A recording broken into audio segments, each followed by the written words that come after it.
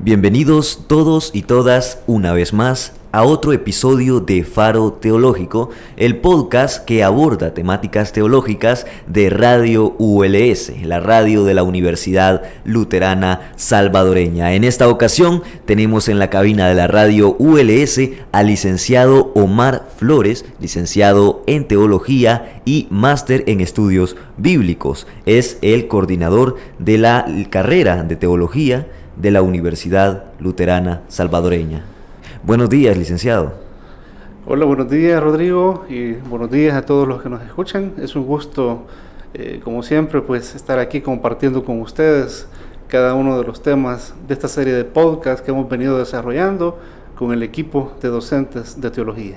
Ya el octavo podcast, licenciado, ya avanzados en lo que sería el camino de estas temáticas, ¿verdad? Sí, no, de hecho, pues agradecerte a ti, ¿no? Como director de la radio, por este espacio y la colaboración que a lo largo de estos meses finales del 2023 nos han brindado, y pues también para lo que viene el próximo año, ¿no? Muchas gracias. Claro que sí, y es que en esta ocasión, ya aprovechando las temporadas, siempre hemos ido pues acorde a las temporadas con respecto a las temáticas. Vamos a abordar una temática bastante interesante, de que a muchos nos gustaría saber más sobre esta temática, esta literatura, digamos, esta narrativa del nacimiento de Jesús. Sí. Y también el origen de la Navidad, ¿verdad? ¿Cómo es que se origina esta festividad? Que cada 24 de diciembre celebramos esa víspera para el 25, que es la Navidad. Entonces, vamos a estar viendo entonces la temática de este día con el licenciado Omar Flores, sobre la narrativa, ¿verdad?, del nacimiento de Jesús y el origen de la festividad navideña, el origen de la Navidad. Licenciado. Sí, gracias, Rodrigo. Sí, como tú muy bien lo dices, el tema del nacimiento de Jesús y el origen de la fiesta de la Navidad es importante por diferentes razones, ¿no? Número uno, la época. Claro. La época en la que estamos, donde a veces en la celebración predomina más el mercado y el consumismo, y se nos olvida la esencia, ¿no?, de la fecha, de la época. Independientemente de si Jesús haya nacido o no en esta época, ¿verdad? Independientemente de eso, que ya lo vamos a ver. Y dos, este tema es bien importante debido a la relevancia que Jesús tiene dentro de la historia, ¿verdad? Porque viéndolo desde una perspectiva de fe, para la gente creyente, para las iglesias cristianas, católicas, evangélicas, la rama ortodoxa, ¿no?, Jesús es el Salvador de la humanidad. Y desde una perspectiva cultural, ¿no?, universal, como lo han dicho muchos, ¿no?, o sea, ha sido uno de los hombres más ilustres que han habido en la historia de la humanidad. Bueno, el filósofo Karl Jasper, en su libro de los grandes maestros, lo presenta como dentro del conjunto de las figuras más trascendentes, ¿no?, junto a Confucio, Buda, Sócrates, ¿no?, y otros más, ¿verdad? Entonces, desde esta perspectiva, hablar de Jesús, hablar de su vida, y en este caso de su nacimiento, siempre será un tema de gran relevancia. Claro.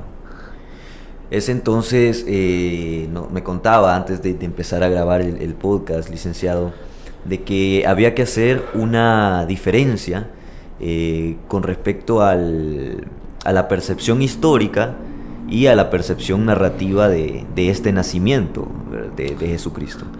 Claro, siempre que uno aborda el tema del nacimiento de Jesús, y siempre que uno aborda cualquier tema relacionado con la vida de Jesús, es bien importante siempre hacer la distinción de dos cosas. Número uno, la diferencia entre jesulogía y cristología. Uh-huh. Claro. ¿Qué es la jesulogía?, se preguntarán algunos. La jesulogía es el estudio de la persona histórica de Jesús. Así es. Del judío, quién fue en realidad. En cambio, la cristología es el estudio de cómo, después de la muerte de Jesús, su persona es reinterpretada, es teologizada y presentada, ya sea en la literatura del Nuevo Testamento o dentro de la teología de la tradición cristiana, ¿verdad? Entonces, ese primer aspecto es bien importante siempre distinguirlo. Y también a la hora de analizar los relatos del nacimiento de Jesús, particularmente en evangelios como Mateo y Lucas, siempre será necesario hacer la distinción entre historia y narrativa, entre historia y literatura. ¿Por qué razón? Por el hecho de que en los evangelios, particularmente en los relatos del nacimiento de Jesús, lo que encontramos no son tanto crónicas históricas, sino que lo que encontramos es una narrativa teológica. Claro. Es literatura, o como se dice hoy en día en algunos espacios, es historiosofía, ¿no? Es decir, una lectura narrativa de la historia con un sentido teológico. Entendido. Para hacer entonces un pequeño inciso, licenciado, y quizás este puede ser un tema bastante interesante para un futuro podcast, claro. La Jesulogía, ¿verdad? Sí, sí. Porque, bueno, todo depende de esos análisis históricos, ¿verdad? Que se le hacen al contexto en el que nació Jesús, su familia, la sociedad en la que vivió o en la que nació, y también cuál era la cultura de la comunidad judía en ese punto de la historia, en ese punto de ubicación geográfica en específico, porque puede que suene un poco sacado de contexto, pero también me he preguntado a veces cuál fue el apellido de Jesús. ¿Había apellido en ese entonces? ¿Tenía esa cultura apellidos? ¿Era simplemente Jesús de Nazaret? ¿O tenía otro nombre? ¿Tenía alguna otro tipo de identificación? Entonces, ese tipo de temas que pueden tocarse en podcasts futuros son bastante llamativos, y aprovechando ahora que estamos hablando de esa diferencia, licenciado, entre ese aspecto histórico de la persona de Jesús y también la narrativa que podemos encontrar en los escritos bíblicos. Sí, bueno, quizás antes de pasar al siguiente punto, a modo de un pequeño paréntesis para que nuestros escuchas no se queden con la curiosidad, sí. Acerca de lo que tú consultabas, si habían apellidos en aquella época. No existían apellidos como los hay hoy en día dentro de nuestra cultura, ¿no? Por ejemplo, mi nombre es Omar L. Nilsson y mi apellido Flores Salguero. Claro. ¿Tú te llamas Rodrigo y tu apellido? Valdés. Rodrigo Valdés. En la cultura judía, en la época en la que nace Jesús, el apellido, por decirlo así, era el nombre del padre. Por ejemplo, el nombre de Jesús en hebreo era Yeshua ben Yosef. Claro. Jesús hijo de José. Claro. Entonces, el ben Yosef, hijo de José, o el nombre de cualquiera que fuera el padre, ese era el apellido que lo identificaba como familia, ¿verdad? Entendido. Bastante interesante, sí. También otras culturas, otros lenguajes, idiomas de la modernidad también utilizan ese tipo de sistema también. Yo creo que estos apellidos que comienzan con la letra O, por ejemplo Sidney O'Connor, o algunos apellidos que tienen esos, es porque son como el nombre del padre, que el O es como hijo de, y Connor es hijo de Connor, algo así. Exacto. Bueno, y eso hasta lo observas tú en la cultura del anime, ¿no? Claro. Con algunos ejemplos del anime, e incluso en la antigüedad eran bien populares los así llamados nombres teofóricos, ¿verdad? Donde en la parte final, en la desinencia del nombre, iba digamos, el nombre de la divinidad. Pero bueno, ese será un tema para el próximo para otro podcast en el futuro, porque van a haber muchos más podcasts de Faro Teológico. Usted sabe, persona que nos escucha, de que hay muchas temáticas bastante interesantes con respecto al mundo de la teología. Pero aterricemos ahora sí al tema en el que estamos abordando en esta ocasión. Hablamos entonces de esa diferencia, licenciado, entre la jesulogía, que es ese análisis histórico, y la cristología, que es el análisis narrativo bíblico de Jesucristo. En este caso, licenciado, ¿cómo se aborda la narrativa del nacimiento de Jesús? Claro, en el caso de los relatos de nacimiento presentes en los evangelios, en la narrativa evangélica, es importante analizarlo desde esta perspectiva, como narrativa teológica, ¿verdad? Sí. Como narrativa teológica con un respectivo trasfondo. Y desde esa perspectiva es bien importante conocer el hecho de que cuál es el género detrás de los evangelios. Ustedes saben de que el tema de los géneros literarios es importante para el estudio de todo tipo de literatura, ya sea de la literatura de los clásicos, de la literatura del mundo filosófico y también dentro de la literatura bíblica. En el caso de los evangelios, el género específico es el que se conocía en la antigüedad como narrativa bios. ¿Narrativa? Bios. Bios. Bios. Bios en griego, vida. Vida, claro. Vida. Claro. De hecho, la narrativa tipo bios es la base, por decirlo así, de las biografías que surgieron ya después en siglos posteriores. Sí, ¿verdad? sí. Y en el mundo grecorromano, la narrativa bios tenía una estructura dividida en 3 partes. Uh-huh. Y era un género que únicamente se utilizaba para hablar de la vida de personas ilustres. Entendido. Bueno, en el mundo grecorromano hay otros ejemplos de eso. Por ejemplo, está la famosa vida de los 12 Césares de Suetonio, uh-huh, que hace uso de ese género, utilizado únicamente para hablar de la vida de gente ilustre, grandes reyes, militares con grandes hazañas, héroes, grandes maestros, ¿no? Entonces, ese género tan utilizado desde esa perspectiva en el mundo antiguo es el que se utiliza en la narrativa evangélica para hablar de la vida, de la bios de Jesús. Y la narrativa bios, como te decía, tenía una estructura dividida en 3 partes. En la primera parte se hablaba del origen y nacimiento del personaje. Claro. En la segunda parte se hablaba de su vida pública. ¿Y en la tercera? Y en la tercera parte se hablaba de su muerte. Entendido. De su muerte. Y en algunos casos incluso en la tercera parte se les describía, digamos, regresando de la muerte, ¿no? A algunos de ellos. Uh-huh. Pero en esta ocasión, debido al tema que nos ocupa, vamos a enfatizar la primera.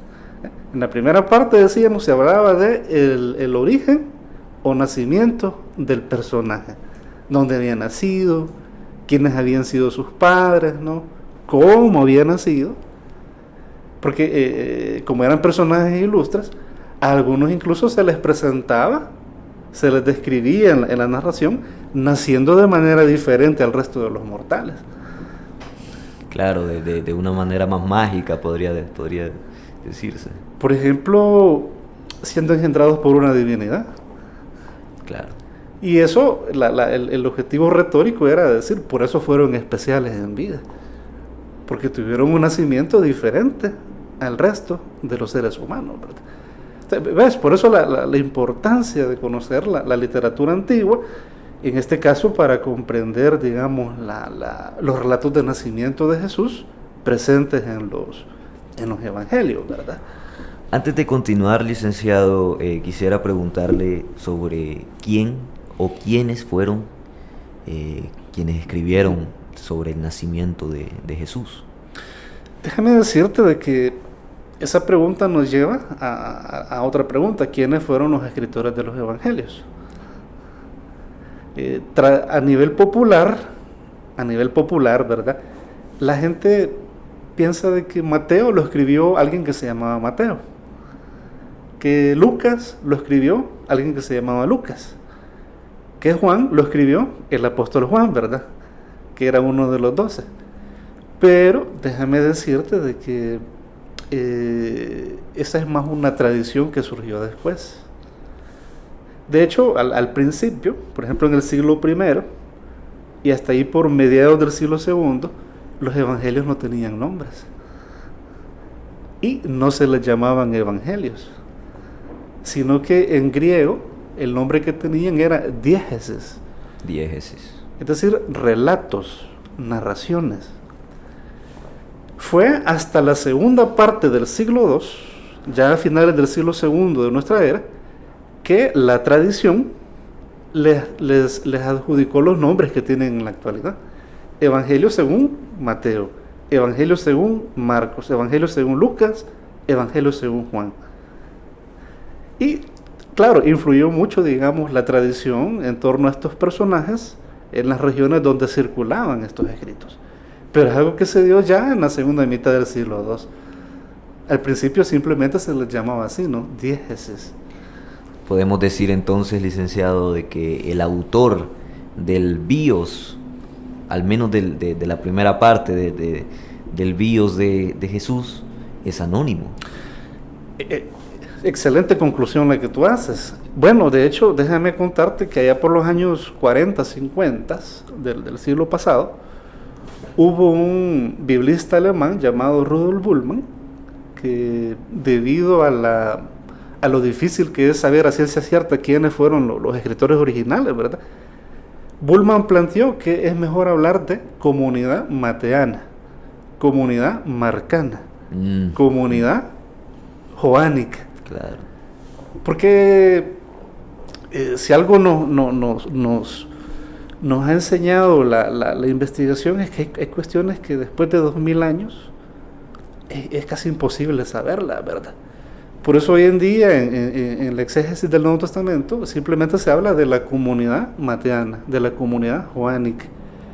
Pero es bien difícil saber a ciencia cierta quiénes fueron los escritores, ¿verdad?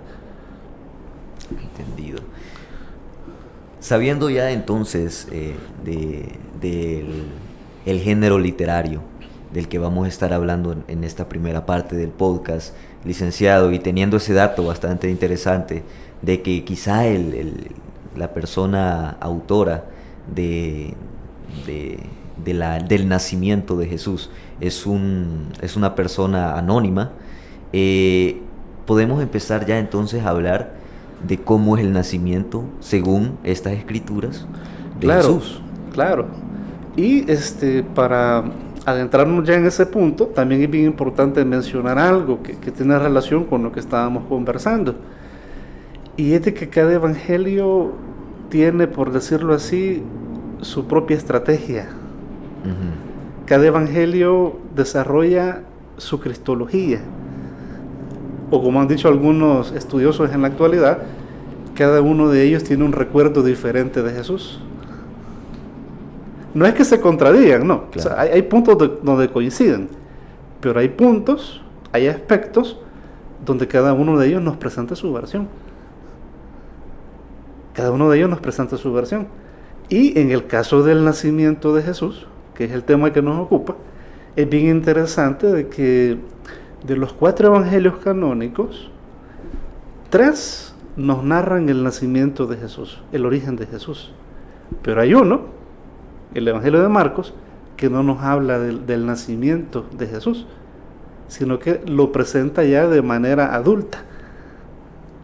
Ya de manera adulta, irrumpiendo en la escena pública, ¿verdad? En cambio, los que sí nos hablan de su origen o de su nacimiento son Mateo y Lucas y el Evangelio de Juan. El Evangelio de Juan, por ejemplo, que es uno de los más estudiados, ¿verdad?, y gustados por la gente, en su famoso prólogo, donde encontramos el famoso himno del Logos, la teología de Juan lo presenta a Jesús en sus orígenes como el Logos encarnado. Como el Logos encarnado. O sea, entendiendo el término Logos desde una perspectiva semítica, como la palabra, el verbo que se encarnó. Claro. Y que vino a explicarnos quién es Dios y a traernos la vida eterna. Y el Evangelio de Juan, además, describe a este Logos encarnado como preexistente. Ya existía antes de su encarnación. Esa es la perspectiva teológica de Juan. Claro, la narrativa de que Dios mandó a su Hijo. Exacto. Mandó a su Hijo a nacer. Exacto. con la tierra, en la tierra, ¿no? Exacto, y de entrada lo identifica con la palabra, como los judíos decían en hebreo, la dabar, y en arameo, la menra, ¿verdad? Pero en Juan 1 ocupan el término griego logos para hacerlo más universal, ¿verdad? Debido a que a la popularidad que tenía la figura de logos en el mundo greco-romano, ¿verdad? Por la influencia estoica. Entonces, Juan lo presenta como preexistente. En cambio, Mateo y Lucas, donde también encontramos el relato del nacimiento de Jesús, Mateo y Lucas no lo presentan como existente, como preexistente, sino que lo presentan como engendrado. Un nacimiento más humano. Más humano, pero también influenciado por la divinidad y con un origen específico de la historia. No tienen esa idea teológica de Juan de que preexistía, ¿verdad? Claro. Para Mateo y Lucas, él es engendrado por el Espíritu y tiene un origen dentro de la historia humana. Así es. Entonces, esto lo mencionamos por lo que comentábamos, ¿no? Que es bien importante comprender de que en algunos aspectos cada evangelio nos presenta su agenda, su versión, o como dice el profesor James Dunn, la manera propia como recuerdan a Jesús, ¿verdad? Entendido. Hay entonces, usted nos contaba de que no se contradecían con respecto a Jesucristo, a Jesús, estos evangelios. En este caso, antes del nacimiento de Jesús, se habla sobre, tradicionalmente, sobre una narrativa de 3 reyes magos que fueron en busca, fueron siguiendo la estrella de Belén, Sí. y llegaron hasta el lugar, el lecho en donde estaba naciendo, o donde estaba el recién nacido Jesucristo. Empecemos analizando de punto en punto entonces la narrativa del nacimiento de Jesucristo, y para luego irnos metiendo un poco más en el origen de la festividad navideña. Este relato de los 3 Reyes Magos, ¿a dónde lo podemos encontrar y cuál es este análisis que le podemos dar? Porque supongo yo que a niveles también históricos debe tener algún tipo de análisis, además del nivel narrativo. Claro. El punto ese que consulta es bien importante porque nos mete al relato que vamos a analizar. Y tal como te lo proponía, para delimitar el tema del nacimiento de Jesús, nos vamos a enfocar en el relato de Mateo, que es donde aparece la figura esta de los magos que tú preguntabas, ¿verdad? Son en el relato, licenciado, identificados como reyes magos. Y ya vamos a ver si eran reyes y si eran 3. Ah, perfecto. Ya vamos a ver ahí. Continúe, licenciado. Entonces, como te mencionaba, vamos a analizar de manera panorámica la parte esta de Mateo capítulo 1 y capítulo 2, ¿verdad? Y comenzarte diciendo de que en el caso de Mateo 1, ahí encontramos una genealogía. Y la función de esa genealogía, donde aparece, digamos, los antepasados de Jesús, ¿verdad? Era mostrar los orígenes de Jesús el Mesías, hasta Abraham. A diferencia de la de Lucas, que lo hace llegar hasta el personaje metafórico de Adán. En cambio, la de Mateo, como Mateo es un evangelio más para el mundo judío, remonta la ascendencia de Jesús hasta el patriarca Abraham. Porque esa es una de sus funciones, mostrar los orígenes y la ascendencia de Jesús, que pertenece al linaje de Abraham. Pero también la genealogía de Mateo 1 tiene la función de relacionar a Jesús con David, de relacionar a Jesús con el rey David.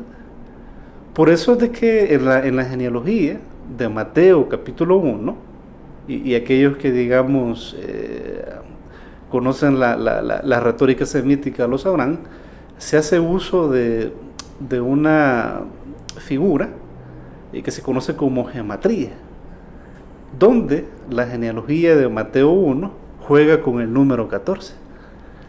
Juega con el número 14. La genealogía de Mateo capítulo 1 nos presenta 3 listas de 14. Uh-huh. ¿Y cuál es la finalidad de eso?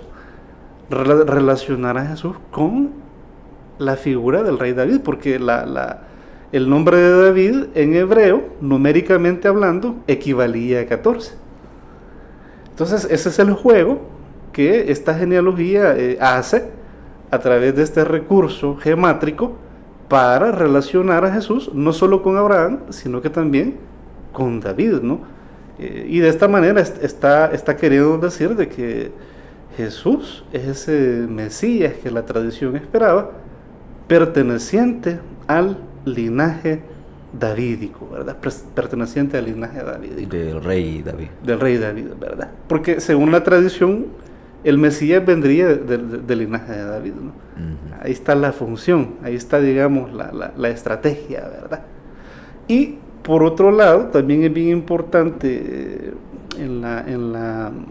a la hora de estudiar esta genealogía del capítulo 1, hacernos la siguiente pregunta: ¿por qué Mateo dice que o presenta a Jesús como siendo engendrado por el Espíritu Santo? Porque si tú lees ahí, hay una parte donde dice de que fue engendrado por el Espíritu Santo en María, que hasta ese momento, según la narrativa, era una mujer doncella, ¿no? Uh-huh. Estaba virgen. ¿Por qué lo presenta Jesús así, siendo engendrado por el Espíritu Santo? Uh-huh. Bueno, ahí déjame decirte que nos metemos a un tema bien importante, y es el de las teorías acerca de quién era el Padre de Jesús. Las teorías acerca de quién era el Padre de Jesús. A partir de tradiciones como esta, la teología sistemática y la tradición cristiana en general han presentado a Jesús como Hijo de Dios y engendrado por el Espíritu Santo. Pero la pregunta que hacíamos hace un momento, es bien importante darle una respuesta. ¿Por qué Mateo, en su relato de nacimiento, describe así a Jesús? Lo hace de esa manera porque, como te comentaba anteriormente, dentro del género bios, a la hora de hablar del origen y nacimiento del personaje ilustre, por lo general se le presentaba siendo engendrado por una divinidad. Se le presentaba siendo engendrado por una divinidad. Por ejemplo, y de eso tenemos muchos ejemplos en la historia. El caso, por ejemplo, bueno, en la literatura homérica, Aquiles era un semidios. Aunque su padre tenía un padre terrenal, que era humano, según la literatura, había sido engendrado por una divinidad en el cuerpo de una diosa, ¿no? O tenemos el caso, por ejemplo, de Platón. Platón, la tradición griega lo presentaba también, a la hora de hablar de su nacimiento, como siendo engendrado por un dios, por una divinidad, como queriendo decir, por eso fue el gran filósofo que fue, ¿verdad? Entonces, la narrativa evangélica, en este caso los relatos de nacimiento de Jesús en Mateo, lo presentan siendo engendrado por el Espíritu Santo, siguiendo ese patrón literario. Y la finalidad, la función retórica de eso era como queriendo decir, por eso fue tan grande, por eso fue tan destacado, por eso fue tan admirable su labor, porque fue engendrado por el Espíritu, ¿verdad? Pero esto y es bien importante que lo tengamos claro, pertenece más al ámbito de la literatura y de la teología, ¿verdad? Uh-huh. No es, digamos, un hecho histórico.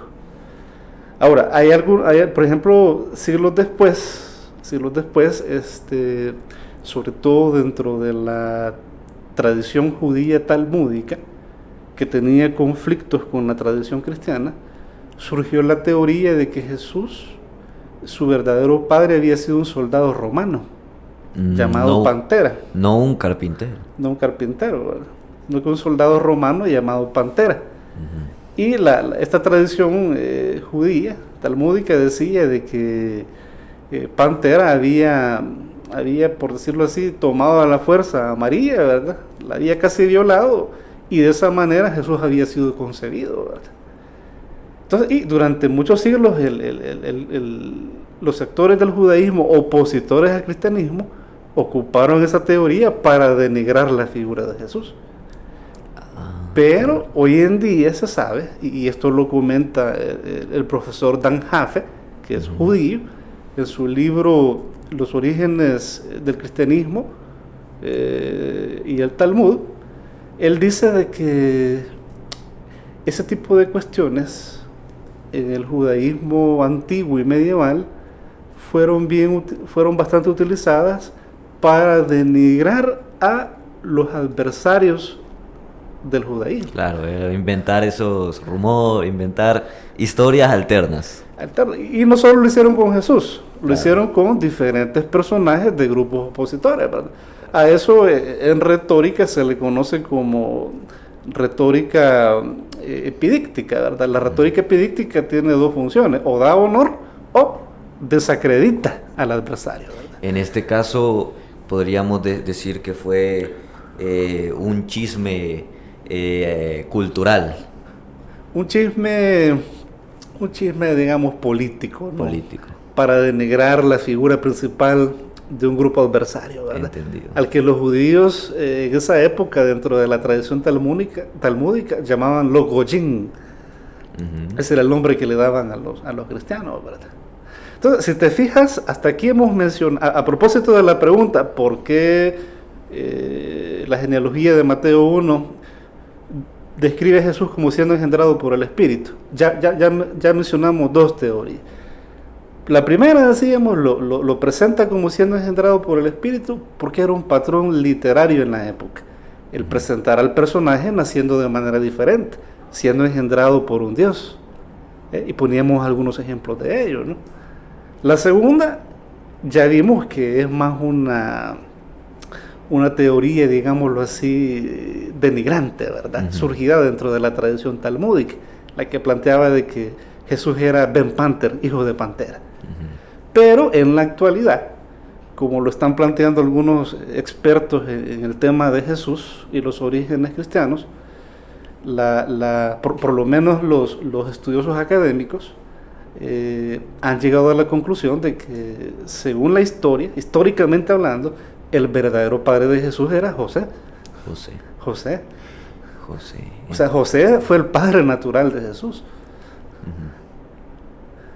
O sea, de ahí lo otro o es narrativa teológica, cuando se describe siendo engendrado por el Espíritu, o son, digamos, teorías conspiratorias denigrantes, ¿verdad? Como el caso de la tradición judía, que lo presenta como hijo de Pantera, ¿verdad?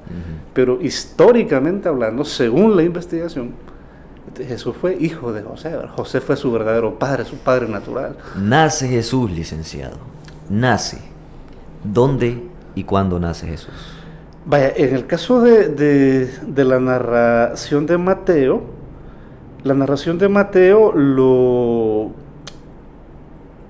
lo presenta naciendo en un escenario. En el escenario de la aldea de Belén. Aldea de Belén. Que estaba en la parte norte de Palestina, ¿verdad? Porque dice la narración que había un censo y sus padres llegaron ahí. Y ahí es donde, digamos, él nace, ¿verdad? Claro. Esto según la narración de Mateo, que tiene un objetivo teológico, relacionarlo con el rey David. Porque ¿de dónde era David? De Belén también. Entendido. Pero según la jesuología, según la investigación histórica, Jesús, su verdadera ciudad de origen era Nazaret. Tal como la misma narración evangélica también lo dice, y ¿no? nació en Nazaret. De ahí lo de Belén, así como lo presenta el relato de nacimiento de Belén, de Mateo, perdón, eso tiene más una finalidad teológico-política, emparentarlo con David. Porque según la tradición mesiánica, el Mesías tenía que venir del linaje de David. David, claro. Por eso están todos esos juegos, ¿no? Sí. Lo presentan naciendo en Belén y en la genealogía del capítulo 1 juegan con el número 14, que en hebreo el 14 era digamos, equivalía al nombre de David, ¿verdad? Esos son los juegos que hacen para relacionarlo con David. Es entonces, están estas dos posiciones, ¿verdad? Que nació en Belén y también la posición de que nació en Nazaret. Ahora, teniendo en cuenta estas dos versiones, también nos podemos preguntar cuándo nació. Porque según digamos, la tradición moderna, se cuenta, ¿verdad?, de que nació un 25 de diciembre. Vaya, antes de llegar a ese punto, también mencionarte otros aspectos que son bien importantes dentro del relato de nacimiento de Mateo. Uh-huh. Ya mencionamos el escenario que describe el relato de Mateo. Uh-huh. Y además, dentro del escenario del relato de Mateo, capítulo 1 y capítulo 2, Jesús nace en un contexto de persecución.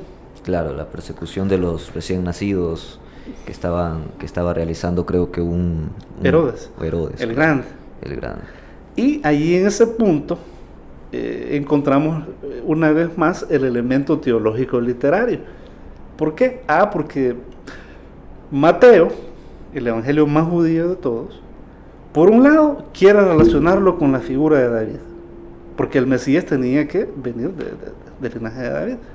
Pero por otro lado, Mateo quiere relacionarlo con Moisés. Porque en la cultura judía de aquella época había una tradición que enseñaba de que el pueblo estaba esperando un nuevo profeta como Moisés, que superase a Moisés. Entonces, por eso Mateo, el evangelio más judío de todos, desde el inicio hace un paralelo entre Jesús y Moisés. Tú has leído el libro del Éxodo, me imagino. ¿Cómo describe los primeros capítulos del Éxodo el nacimiento de Moisés? Naciendo en un contexto de persecución, uh-huh, donde hay un viejo rey que lo quiere eliminar, porque no quiere de que nazca el que lo va a sustituir, ¿verdad? Al que le va a dar la lucha, por decirlo así. Así es. Y ese es el mismo escenario que también encontramos en la narración de Mateo. Jesús nace en un contexto de persecución y además hay un viejo rey que lo quiere eliminar porque no quiere competencia. Y para acabar de rematar, la familia del niño sale con él huyendo hacia Egipto. ¿Y de dónde sale Moisés y el pueblo hebreo en el libro del Éxodo? De Egipto. O sea, ¿ves? Esos son los paralelos que Mateo utiliza bajo la tradición esta, ¿no?, de presentar a Jesús también como ese profeta al estilo de Moisés, ese líder al estilo de Moisés que la tradición judía estaba esperando, ¿verdad? Estaba esperando. Ahora, dentro de este relato aparece en escena estos personajes por los cuales tú preguntabas hace un momento. Los tres reyes. Los famosos, según la tradición, uh-huh, 3 reyes magos, ¿verdad? Claro. Así le llama la tradición. Pero déjame decirte de que según la narración de Mateo, no eran 3. Uh-huh. Porque en Mateo no se menciona un número en específico. Y tampoco eran, digámoslo así, reyes. Tampoco eran reyes. O sea, si nos vamos desde una perspectiva literaria, eran 3 personajes creados literariamente. Entendido. Que aparecen en escena para, digamos, hacerle la chicahuita, como se dice en buen salvadoreño, al viejo rey que quiere asesinar al niño. Ahora, si ya nos vamos al trasfondo cultural de estas figuras, de estos personajes, es bien importante mencionar lo siguiente. En el griego, el término que se utiliza para hablar de ellos es magoi. Magoi. Que en las Biblias latinas de la antigüedad se tradujo como mago, ¿verdad? De ahí surge la tradición de los famosos magos, ¿verdad? Pero estos magoi en el mundo antiguo, más que magos y más que reyes, porque el texto no dice que eran reyes, eran sacerdotes, estudiosos de muchos temas, incluyendo la astrología. En el mundo antiguo fueron bien populares este tipo de personajes. La mayoría de ellos de origen oriental, persa, babilónico. Y siempre en la parte del trasfondo cultural, es bien importante mencionar el hecho de que, porque si tú te fijas, aparte que se introduce a esta figura de los magoi, se menciona también una estrella. Claro, la estrella de Belén. De Belén, como dice la tradición. Pero literaria y culturalmente hablando, la figura de la estrella tiene una función, y es el hecho de que los antiguos pensaban que los cometas y las estrellas fugaces predecían la caída de reinos. Predecían, cuando un cometa o una estrella fugaz aparecía, según estas tradiciones astrológicas, ¿no?, de Oriente, eso era un atisbo de que el reino estaba a punto de caer. Entendido. ¿Y en qué contexto nace Jesús? En un contexto donde un viejo rey quiere eliminar al niño, al futuro liberador, al futuro rey que ha nacido, para no tener rival, para no tener competencia. Desde esta perspectiva se entiende mejor esta figura de la estrella, ¿no?, que según la cultura de aquel entonces predecía la caída de un reino. Entonces, cuando Mateo habla de esta estrella, lo que está queriendo decir, el reino del viejo rey está a punto de caer, porque el verdadero rey, el Mesías, ha nacido. Y ahí es donde cobra importancia la figura de estos magoi, ¿verdad? ¿Cuál es, en este caso, el papel que representan, o el papel que realizan estas tres figuras, o bueno, estas figuras que están representadas ahí? La función que estos tienen es, por un lado, son importantes que aparezcan en el relato por el significado cultural de la estrella, porque eran estos astrólogos, eran estos estudiosos de las ciencias, de los astros, en el Oriente Antiguo, los que decían lo que yo te comenté, ¿verdad? Claro. Por eso la importancia de que aparezcan en escena. Para darle, de cierta manera, ese peso que tenían estas figuras, ¿verdad? Es el peso de las palabras de ellos. Y de la figura de la estrella. Pero por otro lado, ellos aparecen en escena también con una función teológica. Y es, según Mateo, dar a entender de que ese niño que ha nacido fue rey de los judíos y salvador de la humanidad, es el salvador de toda la humanidad, no solo de los judíos. Por eso estas figuras que aparecen en escena, que no eran judías, sino que provenían del Oriente. Claro. Es decir, es darle un universalismo a la misión y al nacimiento de Jesús. Esa es la función, la finalidad que tienen estas figuras, ¿verdad? Que por lo menos la narrativa de Mateo, eso es lo que dice de ellos. Y esa es la perspectiva con la que los presenta. Pero ya después la tradición cristiana posterior, ¿verdad?, lo va a reinterpretar. Y como yo te lo explicaré, los nombres que la tradición actual les da, Melchor, Gaspar y Baltasar. Gaspar y Baltasar, aparecieron por primera vez en el siglo VI, en un mosaico conocido con el nombre de San Apolinar el Nuevo, ¿verdad? Un mosaico del siglo VI. O sea, ya es una tradición bien posterior, ¿verdad? Así es. Pero Mateo, la narración evangélica, no los nombra, no dice que eran tres, ni tampoco dice que eran reyes. Lo que Mateo presenta es lo que acabamos de ver, ¿verdad?, de mencionar. Entendido.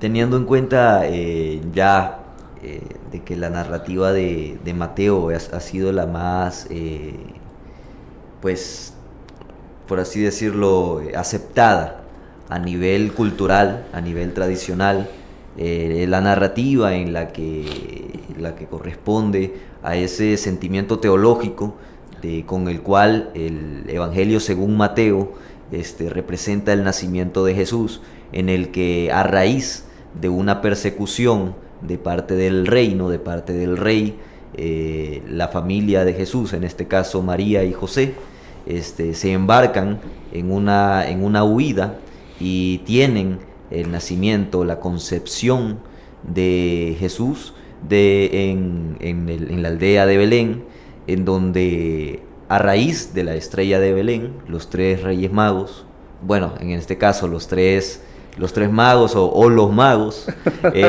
llegan y encuentran el pesebre en donde ha nacido el nuevo rey.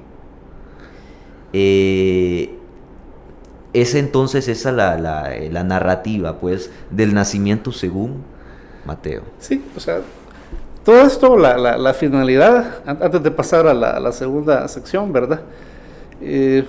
Ha sido eso, ¿no? Que veamos cómo describe el nacimiento de Jesús los relatos de nacimiento presentes en la narrativa evangélica. Así es. Que comprendamos que son narraciones teológicas, que comprendamos de que es literatura con un significado, ¿verdad? Claro, tiene ese peso literario, esos significados que según el contexto en el que fue escrito, tienen un peso bastante grande, una significancia. Una significancia y una enseñanza, porque la gran enseñanza detrás de estos relatos, su objetivo no es que hoy nosotros nos pongamos a discutir qué fue histórico, qué no fue histórico. No, el objetivo, la enseñanza, la función retórica de estos relatos, por lo menos los de Mateo, es transmitirnos la idea de que Jesús es ese Salvador que la tradición estaba esperando, ¿verdad? Ese Salvador del linaje de David.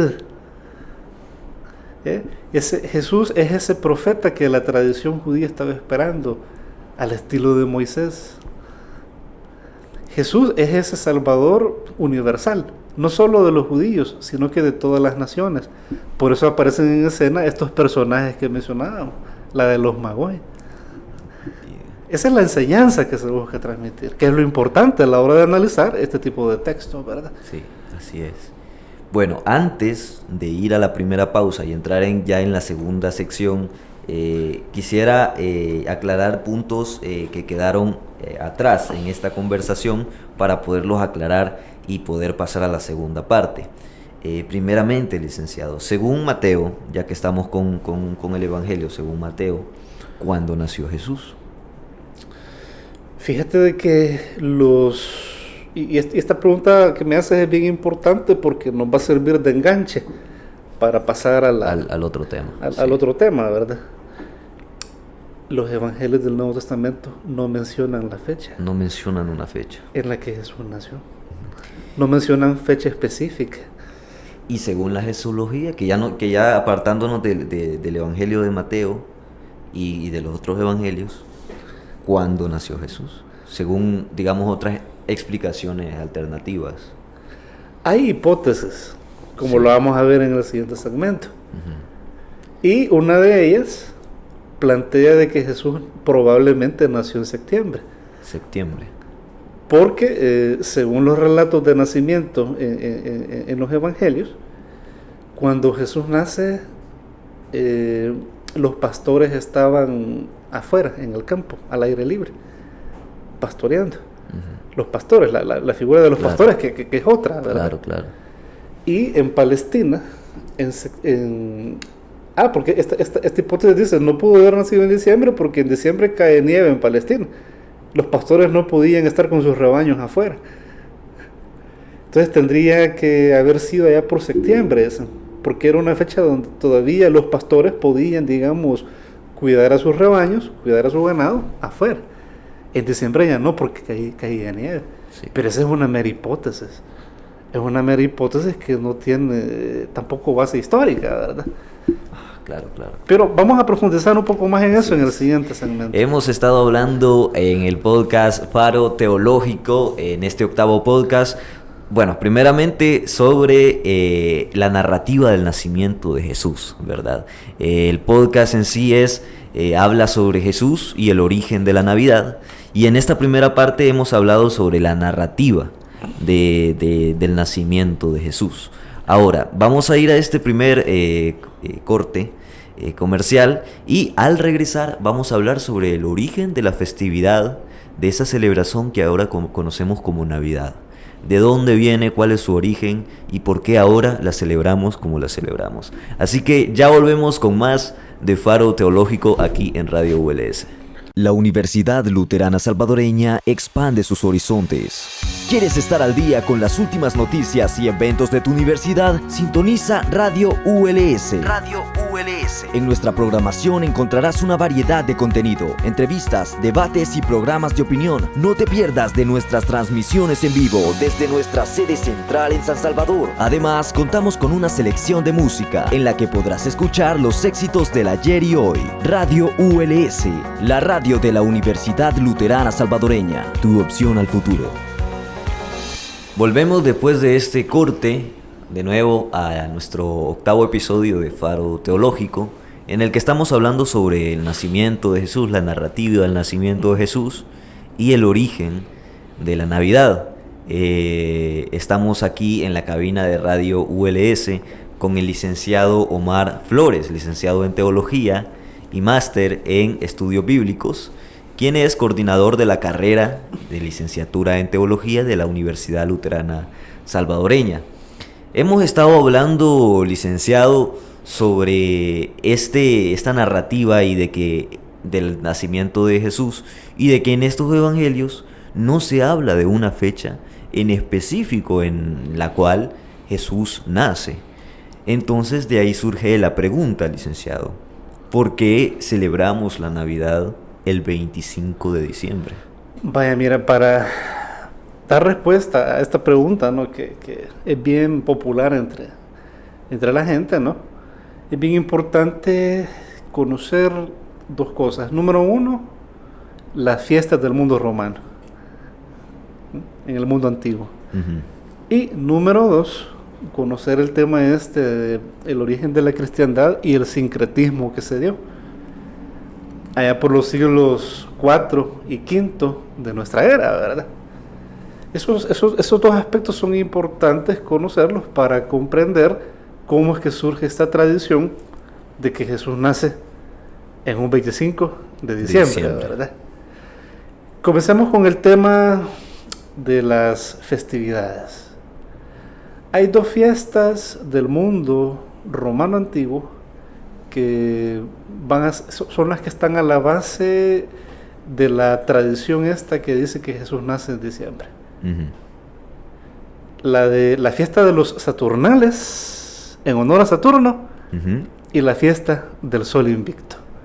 Uh-huh. Comencemos con la primera de ellas, que es como la que más influencia ha tenido, la de los Saturnales, ¿verdad? Y ¿qué eran los Saturnales? ¿Qué se celebraba en ellos? Bueno, la fiesta de los Saturnales era una celebración que se hacía en torno al dios Saturno. Uh-huh. Por eso el nombre, ¿verdad? Saturnales de Saturno. Y fue una fiesta que se caracterizó siempre por la relajación del orden social, es decir, la gente tenía descanso, ¿verdad? La gente tenía días libres, así como hoy en día, ¿verdad? Claro. Y también se caracterizó por una atmósfera de carnaval. Había fiesta, ¿verdad? Había pachanga. Y era un festival que tenían los antiguos romanos para celebrar lo que ellos llamaban el renacimiento del año, ¿verdad? Cuando se cumplía el solsticio de invierno, que precisamente se daba, según el calendario juliano de la época, a finales de diciembre, específicamente el 25 de diciembre, ¿no? Y en estas fiestas, Rodrigo, en la fiesta esta de los Saturnales, los hombres iban se ponían disfraces. Los hombres iban vestidos de mujer y los amos a veces se vestían de sirvientes. Es decir, había una especie de convenciones a la inversa, ¿verdad? Y a los esclavos les daban tiempo libre, ¿verdad? Imagínate las cosas que hacían, ¿no? Otra cosa, las casas se decoraban con vegetación, se encendían velas y se entregaban regalos. Sí o no se parece a lo que se celebra hoy en día, en diciembre. Claro, claro. Ahora, ¿cuál era la función que la fiesta en honor a Saturno tenía? Como Saturno era el dios del tiempo, el dios de la agricultura y el dios de las cosas sobrenaturales, y como según ellos, durante el solsticio de invierno los días se acortaban y de alguna manera la Tierra moría de forma simbólica, era necesario que el dios Saturno, el dios del tiempo y de la comida, estuviera contento. Por eso le decían este tipo de celebraciones, ¿verdad? Pero además, el Festival de los Saturnales, además de esta fiesta, los romanos, los pueblos del mundo dentro del Imperio Romano en la antigüedad, tenían otra celebración que también influyó en el origen de la tradición esta que dice que Jesús nació en un 25 de diciembre. Y era la fiesta esta o celebración del nacimiento del sol invicto, o como le decían en latín, el Natalis Solis Invicti, ¿verdad? Que también se celebraba el 25 de diciembre, ¿verdad? De acuerdo a los diferentes documentos de la época, ¿verdad? Y como dato curioso, en un almanaque del siglo IV se menciona una celebración de los invictos el 25 de diciembre, que probablemente, como han dicho algunos, ¿verdad? Algunos historiadores, sea una referencia al sol invicto, y es en ese documento, en este almanaque del siglo IV, donde se hace la primera mención al hecho de que Jesús nace el 25 de diciembre. Claro. Así surgen las tradiciones, siempre hay un primer... Relacionándolo, ¿no?, con el sol invictus. ¿Por qué? Porque es una época, siglo IV, donde la cristiandad entra en sincretismo. Claro. Las que otrora fueron fiestas paganas, las convierten en cristianas, ¿verdad? Las que otrora fueron fiestas en honor a Saturno o en honor al sol, hoy son fiestas, son celebraciones en honor a Cristo, ¿no? Pero entonces va a ser en este almanaque del siglo IV donde por primera vez se relaciona esa fecha con el nacimiento de Jesús, ¿verdad? Y a medida, como estos son procesos, ¿verdad? A medida el cristianismo arraigó en el mundo romano antiguo y en la antigua religión politeísta que había, fue quedando atrás, ¿verdad? Porque, como te lo decía, los cultos paganos, los cultos a otras divinidades, poco a poco fueron sustituidos por la cristiandad, ¿verdad? Entonces, de esa manera se fueron, digamos, estableciendo estas tradiciones. Y siempre en el siglo IV, el Papa Julio I, y este es otro dato bien importante, fijó la solemnidad de la Navidad un 25 de diciembre. Teniendo ya esa, digamos, esa apuesta del nacimiento de Jesús ya anterior desde el siglo IV, ¿verdad? Desde el almanaque en donde se habla de que fue un 25 de diciembre. Seguramente después de ese almanaque y en los siglos posteriores la tradición fue creciendo. La tradición fue creciendo a tal punto que se hizo oficial. Bueno, después de Julio I, allá por el año 449, ya en el siglo V, el Papa León I la ratifica. Y el que la oficializa, el que pone la cereza en el pastel para que esta tradición quede oficializada, de que Jesús nace en un 25 de diciembre, va a ser el emperador Justiniano, allá por el año 529. Él es el que la oficializa como una tradición celebrativa dentro del Imperio Romano, ¿verdad? Y a partir de entonces es de que se populariza por las diferentes partes y regiones del mundo conocido en aquel entonces, la tradición esta que enseña que Jesús nace un 25 de diciembre, ¿no? pero eso, como lo hemos visto, es una tradición posterior, ¿verdad? Producto de ese sincretismo que se da entre la cristiandad y el mundo pagano. Pero los relatos evangélicos no hablan de eso, ¿verdad? No lo mencionan. Y eso tuvo una función, porque tampoco se trata solo de decir lo que era pagano se hizo cristiano. Claro, claro. No, eso tuvo una función teológica. Y el objetivo era convertir estas fiestas en cristianas para resaltar el papel de Cristo como la luz del mundo. O sea, hoy el sol ya no era la luz del mundo, hoy es Cristo, ¿verdad? Ya no es el sol invicto, claro, sino que es Cristo el vencedor, ¿verdad? Esa fue como el significado, ¿verdad? Y de esta manera, pues, queda ya establecida esa tradición. Aunque hubo gente, ya en siglos posteriores, que siempre tuvo la sospecha, ¿verdad? Así como nosotros hoy, en este momento, ¿verdad? Que hemos hablado de que es una tradición posterior, que los evangelios no hablan de eso. En el mundo antiguo y en la Edad Media hubo gente que también lo planteó, ¿verdad? Tenemos el caso de Polidoro Virgilio, quien allá por el siglo XIV ya empezó a sospechar de si era histórica o no la idea de que Jesús había nacido en un 25 de diciembre, ¿verdad? Y a partir de ahí, pues, los estudiosos, la gente que, digamos, piensa su fe, la gente que le gusta analizar las tradiciones de manera crítica, ha venido discutiendo, reflexionando cuándo fue que Jesús nació realmente, ¿verdad? Lo que tú me preguntabas en la primera parte del programa. Entonces, no sé si vas a... Sí, bueno, pues en relación a esto, licenciado, podemos ver cómo es que poco a poco se fue formando la idea del 25 de diciembre a lo largo de los años, hasta que fue oficializada por la misma comunidad cristiana. Y bueno, actualmente es el día en el que se celebra en todas las iglesias apostólicas romanas, cristianas, católicas, el 25 de diciembre, el nacimiento de Jesús. Se oficializa en misas, celebraciones con respecto a este nacimiento de Jesús. Y esa es la tradición que se tiene en la actualidad. Esa es la modernidad, ¿verdad? Que es de que el 25 es el nacimiento de Jesús. Pero algo que quizás es bastante interesante resaltar es que aquí en El Salvador no es que se celebre el 25, se celebra la víspera. La víspera es la fiesta, ¿no? Lo bueno, digamos, la carne del banquete es el 24 de diciembre. Ya el 25 todos están amanecidos, ¿verdad?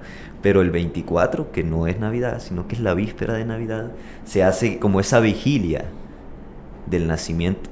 Bueno, del nacimiento de Jesucristo, y en este caso sería, digamos, lo lógico, ¿verdad? En cuestiones de objetivo para la fiesta. Sin embargo, se toma el 24 como un sinónimo de 31 también, o sea, como final del año. Entonces, la modernidad, al menos salvadoreña, tiene esa característica, licenciado. ¿Cuál es la lectura que le podemos dar a esta característica? Sí, eso es producto de la herencia de la cultura hispana que tenemos a partir de la así llamada colonia, ¿verdad? Donde, digamos, el 24 era el día celebrativo, porque el día siguiente tenía que ser un día, digamos, más dedicado al aspecto religioso. Más, ¿verdad? Más solemne, ¿verdad? Bueno, tú lees el libro de Pedro Cortés y Larraz, el libro que se llama Descripción Geográfica y Moral de la Provincia de Guatemala, ¿verdad? Publicado por Concultura.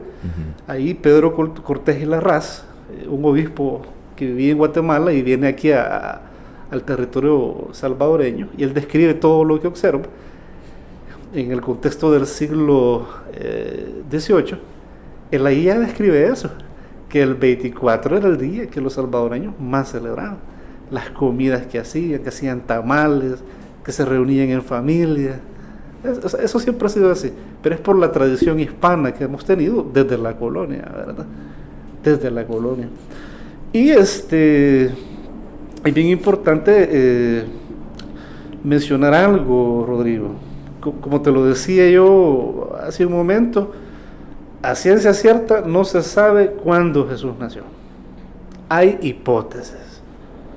Hay unos que dicen que nació probablemente en marzo o en abril, porque hacen todo un análisis del relato de nacimiento de Jesús, poniéndolo en relación con el nacimiento de Juan el Bautista.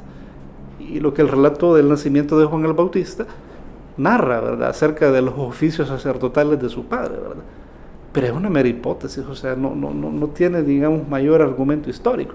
Y la que plantea de que probablemente nació en septiembre, ¿no?, argumentando lo que te mencionaba en el segmento anterior, ¿verdad?, de los pastores que están afuera, ¿no?, y que en diciembre no podían haber estado porque caía nieve en Palestina.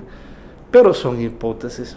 Claro. Realmente, por lo menos en el momento actual, no se sabe a ciencia cierta el día y el mes en que Jesús nació, a no ser que de un momento a otro la arqueología descubra algún documento que el pesebre ahí y le hagan una prueba de carbono 14. Claro. Y sí, la cultura, las diferentes iglesias, independientemente de si... Bueno, ya vimos de que Jesús no nace en diciembre, es una tradición posterior. Pero independientemente de eso, por parte de las iglesias han habido diferentes formas de celebrar esta fecha. Y enfocándonos, por ejemplo, en el lado protestante y evangélico, en los reformadores, por ejemplo, Lutero amaba la Navidad, le encantaba celebrar la Navidad, le encantaba a Lutero. Caso contrario, Zwinglio, Ulrico Zwinglio, que es como uno de los principales reformadores también, ¿verdad? Zwinglio era de la idea de que la Navidad no se debía celebrar porque no tenía base bíblica. No tenía base bíblica, que es una postura que observamos hoy en día en muchas iglesias evangélicas. Muchas iglesias evangélicas no celebran la Navidad porque dicen es una fiesta romana y no tiene base en la Escritura. Mientras que Calvino, al menos en este tema, jugó como un equilibrio entre Lutero y Zwinglio, ¿verdad? Y Calvino va a decir de que eso debe de quedar al arbitrio, al libre albedrío de cada iglesia, si la celebran o no, ¿verdad? Sabiendo de que probablemente Jesús no nació en esa fecha, ¿verdad? Bastante interesante, licenciado, lo que es estas temáticas que hemos estado hablando y que nos ha estado usted contando en esta ocasión, en este 8º episodio de Faro Teológico, específicamente teniendo en cuenta de que tenemos ahora ya la mitad del mes de diciembre, ya casi terminando el año, y de que ya estamos ya en vísperas de esta Navidad, ya casi. Y es un tema bastante interesante porque también, además de las celebraciones que vemos en nuestra sociedad salvadoreña, también vemos las acciones, los movimientos que realizan las distintas congregaciones y las distintas religiones aquí en El Salvador. Hemos estado viendo entonces acerca de la narrativa del nacimiento de Jesús, cómo lo ven los diferentes evangelios, cómo lo interpretan.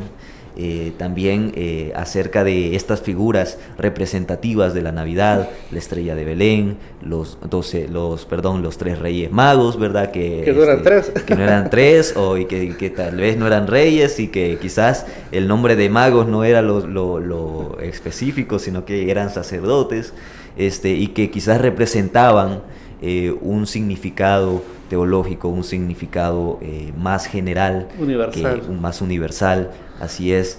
También hemos visto la figura de quién era el padre de Jesús, cómo lo veían algunas corrientes que estaban en contra de los cristianos en aquel momento, y cómo veían también a María y cuál era el papel de María en este caso, cuáles fueron los contextos, en este caso culturales, los contextos sociales en los que quizás Jesús nació, el lugar y también cuándo más o menos habrá nacido, de que hay bastantes hipótesis, pero de que no existe realmente algo que esté claramente marcado. También hablamos del origen de la festividad navideña, cómo es que se da, cómo es que se empieza a relacionar, ¿verdad?, con este festival de los Saturnalios, con esta festividad del Sol Invictus, que es una festividad de la cultura romana, y de que esto fue de poco en poco mezclándose y haciéndose ya no en conmemoración del Sol Invictus, sino que ya en conmemoración del nacimiento de Jesús, de que desde el siglo IV había un almanaque que indicaba específicamente que el 25 de diciembre era el nacimiento de Jesucristo, y de que poco a poco se fue eso pues normalizando, y de que poco a poco las autoridades, ya sea en este caso reyes o también papas, en este caso autoridades religiosas, fueron oficializando de poco en poco de que el 25 de diciembre era el nacimiento de Jesucristo, de Jesús. Sí, quizás antes de la promoción, dar una conclusión final del tema y decir lo siguiente. Miren, independientemente de si Jesús nació o no en diciembre, ya vimos que no, ¿verdad? Toda la investigación y las fuentes demuestran de que no. No se sabe cuándo nació, pero independientemente de eso, no debemos de permitir que esta época, que es una época bella del año, ¿no?, una época donde la gente siente que reverdece, que se renueva, no debemos de permitir que el mercado y el consumismo lo acapare todo, como lo ha hecho ya en la modernidad, ¿no?, con la tradición esta de una Navidad roja y de Santa Claus, ¿no? ¿Por qué roja? Porque es el color de una marca de bebida azucarada bien famosa, ¿no?, que fue la que popularizó esa imagen de la Navidad en el mundo, con una finalidad consumista. Por eso el antiguo Papá Noel, luego Santa Claus, da regalos que hay que comprar, mercado. No, o sea, que el mercado y el consumismo no acaparen esta época. Que esta sea una época, independientemente estemos o no de acuerdo con la celebración, que sea una época de descanso, que sea una época de compartir en familia, que sea una época de meditación y que sea una época de renovar fuerza, ¿verdad? Aprovechando el descanso que el Estado y las empresas dan, ¿verdad? Ahora, luego de esto, sí, como lo decía el compañero Rodrigo, le hacemos la atenta invitación a todos aquellos y aquellas que quieran estudiar teología, donde vamos a ver temas como estos y otros más, ¿no? Porque en teología, como siempre lo hemos dicho, se estudia la Biblia desde una perspectiva exegética, se estudia el mundo de las ideas teológicas, se estudia filosofía, reciben una formación humanística y ciudadana integral, y por supuesto también la parte pastoral. Les invito a que se inscriban. Hoy en enero empezamos ya la nueva carrera con un nuevo plan de estudio bajo la modalidad semipresencial. Entonces, todos aquellos y aquellas interesadas en estudiar pueden escribirnos, ¿verdad? Y ahí pues vamos a estar atentos para darles la mayor información. Muchas gracias. Muchas gracias, licenciado. Pueden solicitar más información a los contactos de la Universidad Luterana Salvadoreña. Estamos en Facebook como Universidad Luterana Salvadoreña. Bueno, pues pueden contactarnos al 2133-2600 para poder obtener más información y poder matricularse para este ciclo 1 2024. Ya tenemos la matrícula abierta para esta y todas las demás carreras de la universidad, así que están cordialmente invitados a que, si a ustedes les gustan estos temas teológicos, puedan aprovechar esta ocasión en el que va a comenzar este nuevo plan de estudio con una modalidad semipresencial para poder convertirse en licenciadas o licenciados en teología. Un saludo a todos y a todas y muchas gracias por estar pendientes de los podcasts de Radio ULS. Este ha sido Faro Teológico y les deseamos a todos y a todas una feliz Navidad. Adiós.